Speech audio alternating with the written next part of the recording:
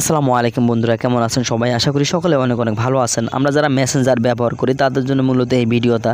দেখা গেছে আমাদের মেসেঞ্জারে কিন্তু নোটিফিকেশন আসে না, বাকি নোটিফিকেশন আসলেও সাউন্ড হয় না, ঠিক আছে? তাদের জন্য এই ভিডিওটা আমাদের কিভাবে এই সমস্যা থেকে আমরা মুক্তি পাবো, কিভাবে এই সমস্যাটি সমাধান করবো এই ভিডিওতে দেখাবো। চলুন শুরু করছি। তো আমরা কি করব, প্রথমে এই মেসেজ আসে না, নোটিফিকেশন আসে না বা মেসেজ আসে না, বাকি সাউন্ড হয় না, এই দুটি সমস্যাই আমি এই ভিডিওতে দেখাবো। তো দেখা গেছে একটার সাথে কিন্তু একটা জড়িত, ঠিক আছে? তো আশা করি পুরো ভিডিওতে আপনাকে দেখতে হবে। তো আমরা মেসেঞ্জারে চলে যাব। প্রথমে এটা সমাধান করার জন্য মেসেঞ্জারে আমি চলে গেলাম। মেসেঞ্জারে চলে যাওয়ার পর আমরা দুটি সেটিংস করবো, একটা সেটিংস থেকে একটা এখান থেকে, ঠিক আছে? তো এখানে দেখতে পাচ্ছেন আমরা এখানে 3 লাইন দেখতে পাচ্ছেন বাম সাইডে বা ডান সাইডে, এখানে বাম সাইডে 3 লাইন দেখতে পাচ্ছেন, এখানে ক্লিক করব।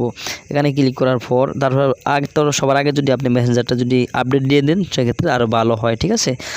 তো দেখা গেছে এখানে মেসেজ অপশন আছে, এখানে সেটিং অপশন আছে, এখানে ডান সাইডে দেখতে পাচ্ছেন কর্নারে সেটিং অপশন, এখানে ক্লিক করব। সেটিংসে ক্লিক করে দিলাম। এখানে ক্লিক করে দেওয়ার পর আমরা প্রথমে কি করব, একটু নিচে চলে যাব। এখানে দেখতে পাচ্ছেন চ্যাট হ্যাড, ঠিক আছে? চ্যাট হ্যাড, এখানে ক্লিক করব। এখানে ক্লিক করে কিন্তু আমরা এটাকে অন করে নিব যদি অফ থাকে, ঠিক আছে? তারপর আমরা কি করব, এখানে একটু উপরে চলে যাব। দেখতে পাচ্ছেন এখানে নোটিফিকেশন অ্যান্ড সাউন্ড, এখানে ক্লিক করব।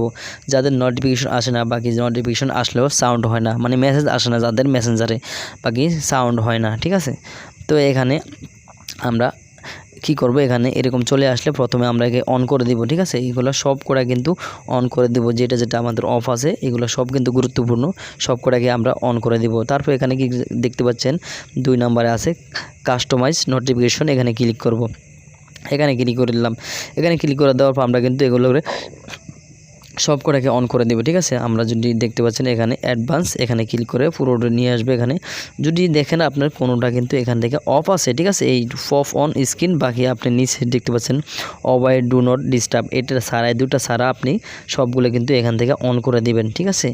তো তারপর দেখতে পাচ্ছেন এখান থেকে যদি আপনাদের সাউন্ড হয় না, তো দেখতে পাচ্ছেন এখানে আছে সাউন্ড, এই যে সাউন্ড রয়েছে, এখানে ক্লিক করবেন।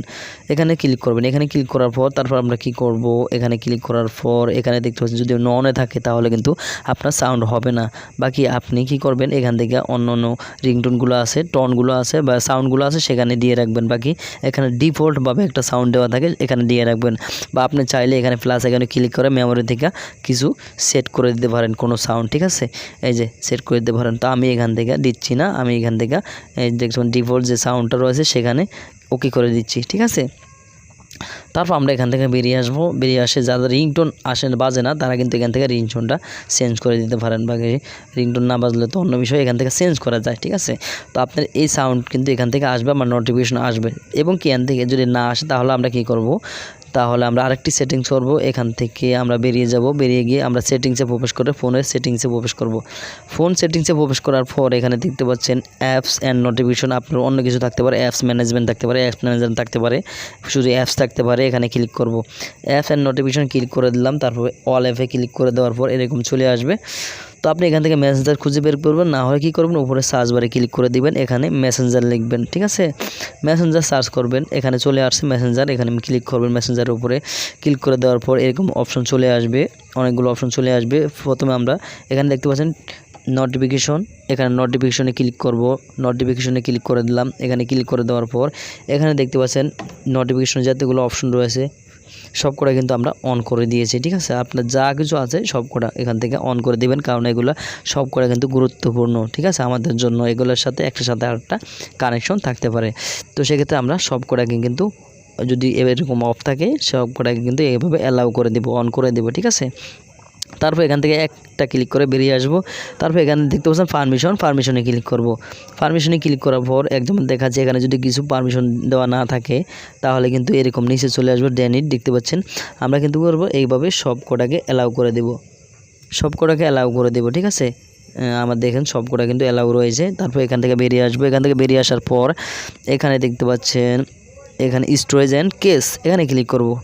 স্টোরেজ অ্যান্ড কেসে ক্লিক করে দেওয়ার পর এখানে আমরা কি করব, ক্লিয়ার কেস দেখতে পাচ্ছেন সাইডে ডান সাইডে ক্লিয়ার কেসে ক্লিক করে দিব। এখানে ক্লিয়ার কেসে ক্লিক করে দেওয়ার পর আমরা এখান থেকে বেরিয়ে আসব।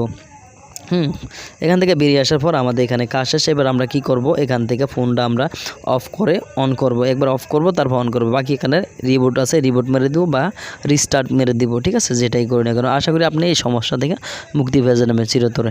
আশা করি ভিডিওটি ভালো লেগেছে। আপনার যদি ভালো লেগে থাকে চ্যানেলটি সাবস্ক্রাইব করবেন, একটা লাইক দিবেন, কমেন্ট করে মতামত জানাবেন।